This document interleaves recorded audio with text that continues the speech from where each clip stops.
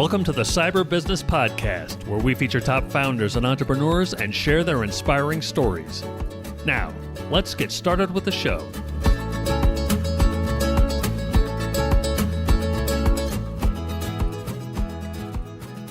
Today, we have another great episode in our IT Manager series with the Director of IT for One Mesa, Sarfraz Sheikh. Sarfraz, welcome to the show.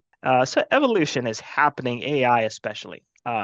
Rise in digital interactions, the pandemic, I would say, right? COVID kind of really reset the work environment, if you will, making remote work, digital interactions the norm.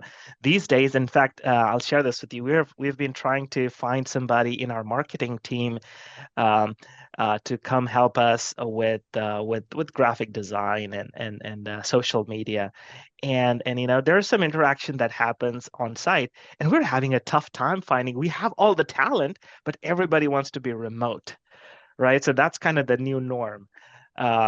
Social media, telehealth, you know, it's just that rise in digital interactions, and then data. Data is that new oil, if you will. With more data comes challenges of storage, analysis, you know, protecting it, right? That's kind of all cyber there. What else is changing? Man, increasing cyber threats. There's not a single day that you don't get, you know, I don't get an email that has a list of 4 or 5 different companies that were compromised. Like you said in your opening statement, you know, if you probably have been compromised, you just either know about it or you didn't know about it. That's kind of the inside joke that IT cyber folks talk about. 2024, it looks like it's going to set up, you know, new records when it comes to ransomware. Just the big ones that we hear, right? There are so many that we don't hear because nobody shares. There are smaller companies, privately held. But that national public data, 2.7 billion records were compromised. What was the other big one? Ticketmaster, I think, was another big one, like millions, over 500 million records were compromised. Not to mention healthcare. I know just here in Oklahoma, there have been several hospitals that are impacted, and you see that on everyday folks, how these kind of things impact your day-to-day, be it your doctor's visit or any procedure that's being scheduled, and just creates so much chaos. And lastly, when I'm talking about defining that landscape, is regulatory challenges.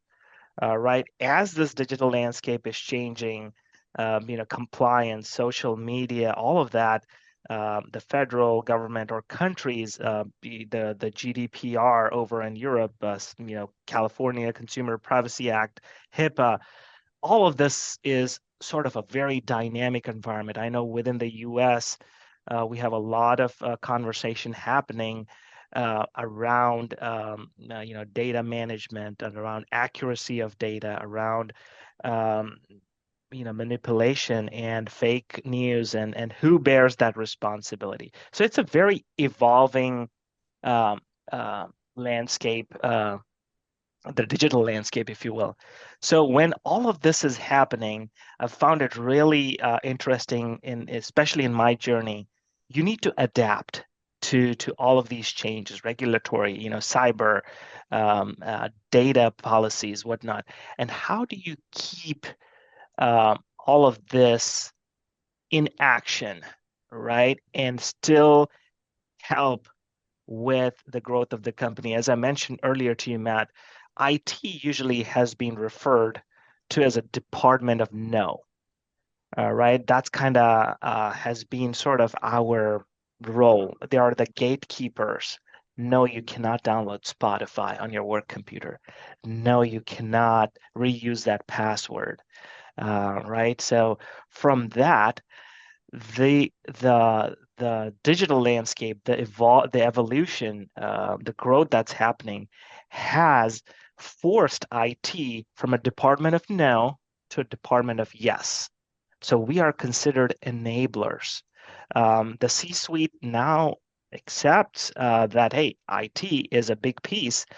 Either well, I shouldn't say that either, but a lot of times now we see IT folks have a seat at the table, a voice at the table, because if there's a ransomware attack, not only are we talking financial loss, but the reputational damage that it does, right? Companies just struggle with trying to come back. CrowdStrike was a great example.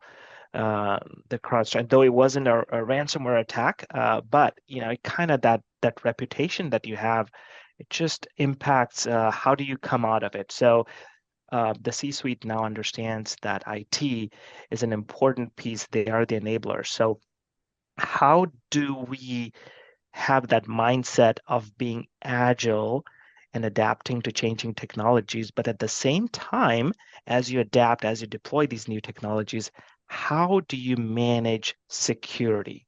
How do you enable that you have the right guardrails, swim in your lane, and not just go chaos, just complete chaos. Yeah, you asked for this, here you go. So that is an interesting challenge, almost like a line in the sand. And the goalpost keeps moving as technology changes, as cyber attacks get more sophisticated. And it is our responsibility as leaders to constantly be aware of the growth in technology, but at the same time be good stewards of your resources that you're allocated with, be it budgets or personnel. How can you best come up with a strategy, a plan that can achieve the business outcomes? Well, I mean, it makes me wonder. I mean, as you look at, small businesses, you were there. So I think this is going to be really good and helpful for a lot of people. You were there when the company was still small and not, an ISO, standards company, right? And so being that small, agile company, and I think a lot of people think, and correct me if I'm wrong in this kind of thinking, but I think that we generally equate small businesses with agility, being able to change things very quickly. But then how do you marry that successfully with these, like being ISO standard, kind of certified, where now things are heavily documented and, with policies and procedures, and it's all, how do you actually implement that agility when there is so much structure in there? Or is there some way of putting that in there? How do you do that? Yeah, no, great question, Matt. So I would almost say the intersection of agility and compliance or risk management, if you will, right? So I feel that they are deeply interconnected, with each enhancing the effectiveness of the other. So let me expand a little bit on Okay. that. So strategic agility allows organizations to respond quickly, effectively to changing circumstances, while the risk management, the compliance parameters, they ensure that your responses that you're deploying, they're well informed and they mitigate potential downsides. So something that comes to mind is the VUCA terminology, VUCA, right? VUCA, volatility, uncertainty, C is complexity, and A stands for ambiguity. Yeah, I believe this terminology was coined somewhere in 2001 after the 9/11 attacks. The military planners were worried about that radically different and unfamiliar international security environment that had emerged, right? So, man, it's changing all the time. This is unprecedented. So they coined the VUCA terminology.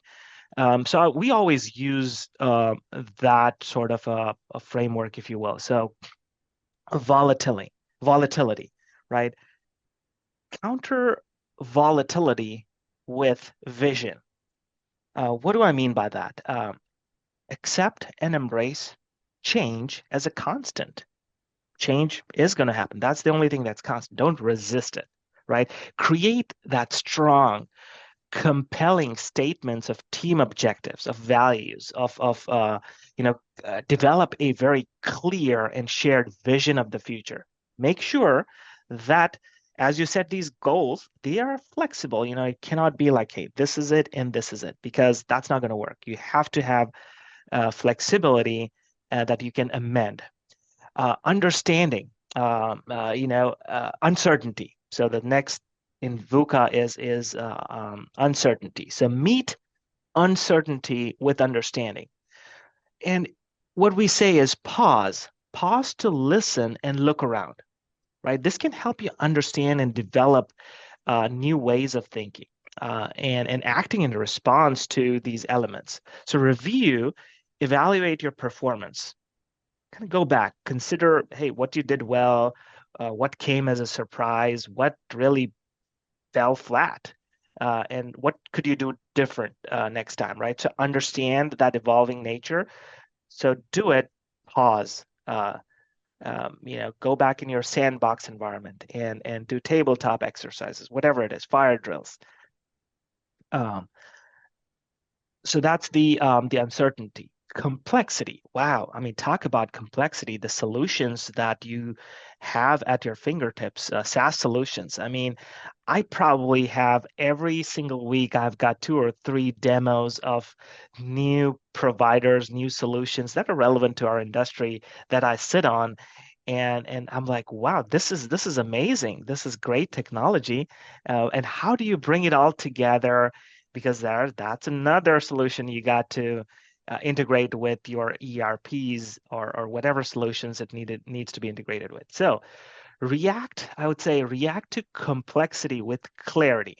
You've got to be clear. You've got to communicate clearly so that there is no confusion about what your team's or your organization's direction is.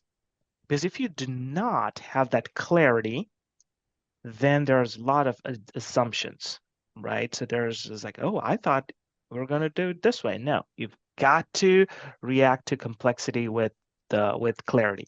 Now, develop teams, promote collaboration. We are big on collaboration, like succession planning or cross-departmental training, and especially true for mid-sized organizations.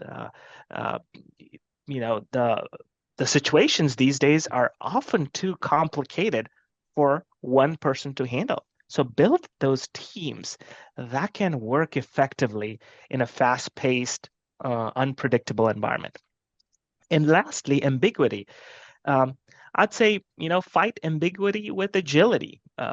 Promote flexibility, adaptability, plan ahead, build those disaster recovery plans, the backups, plan ahead. As the events unfold, have a great incident response plan, hire, develop, promote people who thrive in these kind of VUCA environments. And that's critical for us, especially in the oil and gas industries. If there's any geopolitical situation happening, that immediately impacts our clients, which then impacts us. So we've got to almost kind of be on that edge, trying to say, okay, yes, this project might get delayed because of this, or we might have issues getting access to this region, so on and so forth, right?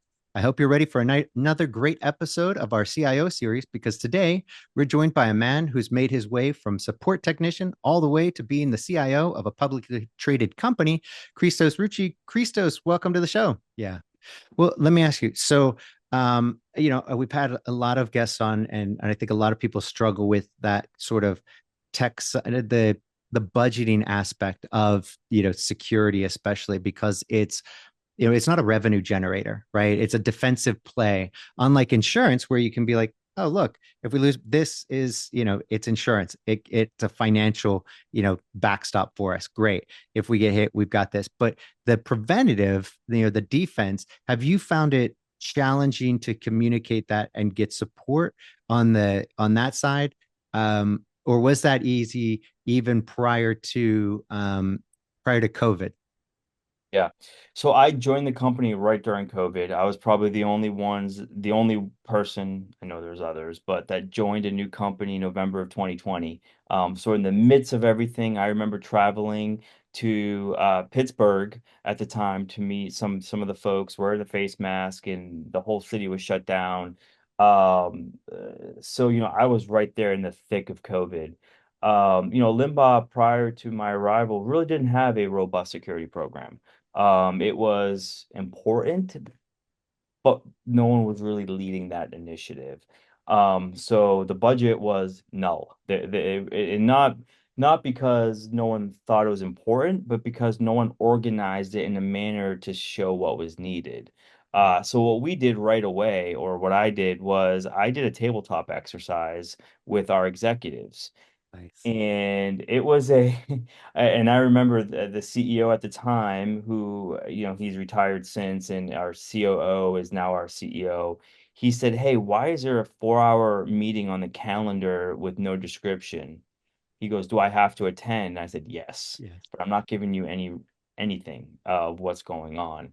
Nice. So we did have a 4-hour meeting with every C-level executive, and we went through a scenario, or a few scenarios, that really, let's just say, scared the crap out of our leadership team, but also it showed, wow, we really don't have a plan. So that really spearheaded getting funding, putting together a robust 3-year framework or 3-year budget to put a security program in place. At the same time, getting the we did the same type of exercise, very limited, to our board, in order for the board to have the same kind of reaction, and it worked. So That's I brilliant. yeah, so I think I'm very fortunate, and speaking to my peers, it's not always the case, unfortunately, but I was very fortunate to get instant buy-in and support in putting together what would be, in my mind, a pretty robust security program, Mhm. um, without knowing that the SEC was going to soon put some regulations in place where I had no choice anyhow. Luckily, we were ahead of that by a few years before Yeah. the SEC did what they did. I would say, we talk about the tabletop, just to kind of finish the cyber topic here. Another important piece is that phishing and cyber awareness. We do a lot of phishing tests. I won't say how many a week, but I'm testing folks over 10 times a week. And Nice. we have some pretty harsh disciplinary actions for folks who don't take training, or folks who continuously, we call them bad clickers. We, Clickers. we I like we that. really take it serious, and that's from the Good. top down. We just went through a cybersecurity awareness week last week, where our CEO is sending out messages to everyone because they're sick of hearing from me.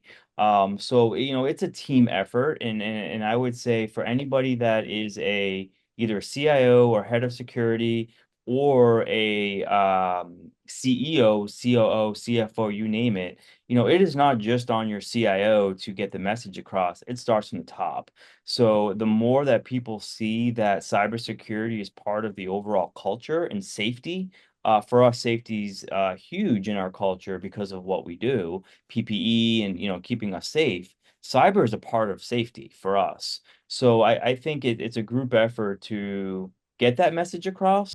Today, we're joined by the Chief Information Officer at Valmark Financial Group, Jeff Moore. Jeff, welcome to the show. I will tell you this. I'll tell you a story. This is how I view SOC services, or I think a story that illustrates the value of it. Because one of the problems with it, right, is you're paying this money and like nothing's happening. And you're like, well, do I really need to spend this money? Like, I don't know. Am I getting the value? I don't know.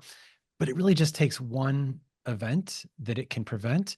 And you never know when that's going to happen or when the mistake is. So it used to be when you and I were much younger, I think the stat was if you didn't patch a system for like a year or 9 months or something, like most hacks happened on something that the vulnerability was out there for a very long period of time. So if Yep. you patched within a couple months, you were probably pretty good.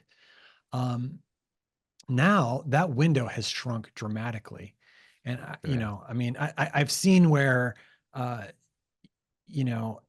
something that is maybe not patched right away, a service like a SOC could pick up a real-time detection, right? Yeah, somebody's doing something weird, and that's on an unpatched device, and maybe that it's only been unpatched for a few days, right? But like to your point, they've gotten so much more sophisticated.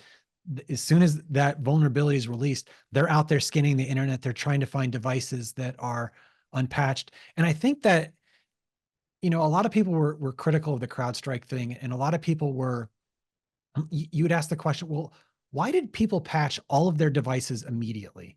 Why didn't they do like kind of a rolling outage so that they wouldn't have something like this? And I think the reason is because the flip side is if they don't patch it fast enough, somebody's going to be after them trying to get their devices. So they were kind of in this like no-win situation where it's like, well, I don't, what would happen if we only patched half of them and then half of the people got hit with something? So a long-winded story of saying like, yeah, there's value in your SOC to, if you can't patch immediately, helping to detect some of this stuff, shutting down nodes or devices that might be possibly compromised, if you can't patch immediately.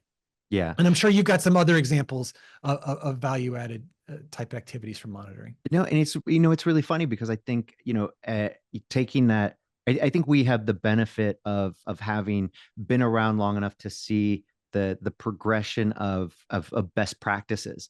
Back in the day, it was a fool's errand to simply, automatically update your Windows servers and your Windows PC. Because heck, we remember those days. You patched as soon as you did, if you were one of the first few to do your Windows XP update, and it's like, oh, now you're spending 4 hours. You're like, oh, we got to unwind that one. We got to roll it back, and it causes blue screen and all kinds of shit, right? I mean, it was just so bad for so long, and it's like nobody does that. You got to test that on a box. Come on, you're being crazy. You can't just push that stuff out. Okay, fair enough, right? So you put it on a box, you test it out, you got an extra server, you test it out. Okay, great. Now you're spending all this time testing this stuff out. And even when you do that, it's still, and I'm not, dinging Windows, because, Mac is the same, whether it's whatever computer is, you can have 20 of the exact same computers with the exact same setup. You install the same thing, and somehow, what is it, like 10-20% of them are just different. You can't even install the software the same way. It's like, what? How is this any different? Let alone the patches. So then you do all this testing, then you roll it out, and still going to get hit by 10-20% of them having some issue. And it's like, what? It's just too intricate. There are too many, as they write this code, and there's these little holes and gaps in the code, and people don't really understand that when those line up, now there were all these little gaps, and then suddenly, whoop, okay, now you got a problem. It didn't line up for all of them. It lined up for a small percentage of them because it's complicated stuff and it's not just as easy, right? So in any event, yeah, no. So you couldn't, having had the experience of, well, you've got to do it that way, and it'll at least minimize the number of these, poor experiences where you have these crashes and you have problems. Great. And you're right. It was because we had so long to patch that we could do that. Now, you don't have time to patch. And so you simply have to update, immediately, because if you don't, now it's, well, why didn't you? You're liable because you chose to wait. What? Because you didn't want to be inconvenienced, because you didn't want to have to go fix that computer, or, that had the down. And so, yeah, unfortunately, the game has, and it always will. It'll keep changing. And so now we're in this period where you have to patch. And to be fair to CrowdStrike, it wasn't even the same as patching your Windows. That your CrowdStrike's going to that is security software. Of all the things you want updated, the thing that's supposed to be protecting you want the most up to date of. So, it's one thing to have your computer unpatched, but then you have security around it that kind of helps with that and can kind of protect it. So you have a little bit of leeway on your Windows patching ish. I don't even like it because it doesn't make sense. You're right. Now you just patch. And so, what are you going to do? Right. But, I think, so going back to your SOC, which I think you're spot on about, and it's really interesting. So let me go back. Were you there? You've been there 14 years. So obviously you were there when the decision was, to go with SOC. Because I think for a lot of companies, they a lot of CIOs, they have, their job is to kind of balance the IT, the cybersecurity need, the financial need, the operational need. You're in the C-suite for a reason. And was that a challenge to go and say, hey, look, we need to allocate we need to allocate some money to security. And I think, that the SOC is just, kind of best bang for our buck? Or how did that go with you guys? Yeah, so this is a good question. I'm going to answer it a little bit more broadly than just specifically to the SOC. I am extremely fortunate. I have both what I call a steering committee and I have a cybersecurity committee. Nice. And the people that are on that committee are more than IT. It involves finance, it involves HR, it involves legal, it involves compliance. And, they have made it very clear that we are in this together and that, Jeff, those decisions should not be on your shoulders alone. Your job is to help us understand the risks. You help us to understand the costs. And this is a business decision that we'll all make together.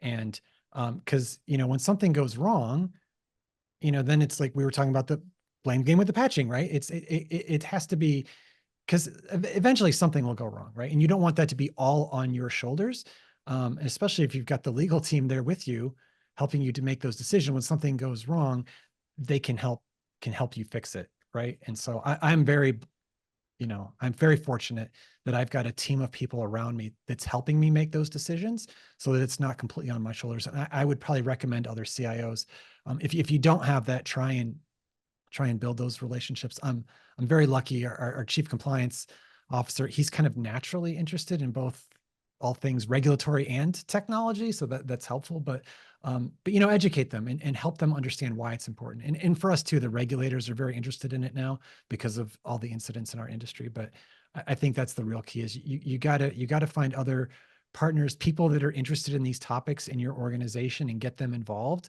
to help you make those decisions. And it's your role to help, present the data to the best of your ability to help them make the decision. I have found there's oftentimes they'll actually push me to be, hey, Jeff, we're seeing, we saw this article or we saw this happen to this other firm, or, we really think maybe we should be strengthening here, that sort of thing. So to me, that's great, right? Like that's wonderful. Yeah. No, I mean, that's amazing because I think in too many organizations, that is not the culture. It's one where your job is as CIO is you're responsible for that. The buck stops there. You make the call, and if you're wrong, you're going to pay for it. Versus having a group of stakeholders who say, no, we're all in this. Let's make this decision together because it affects the whole organization. That is, so let me ask you.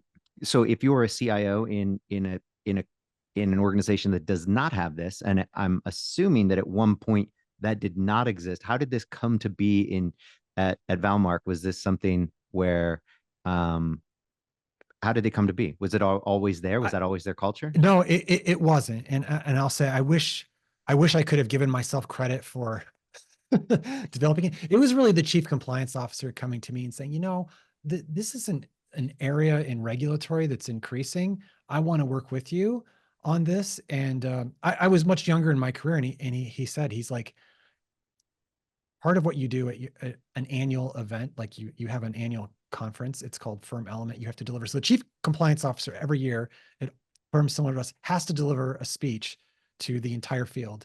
And he said, Jeff, I want you to be there with me, and I want you to help present on the cyber portion.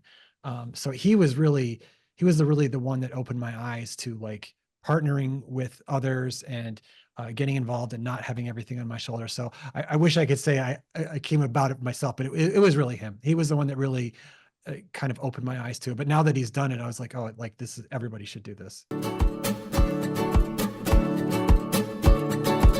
Thanks for listening to the Cyber Business Podcast. We'll see you again next time, and be sure to click subscribe to get future episodes.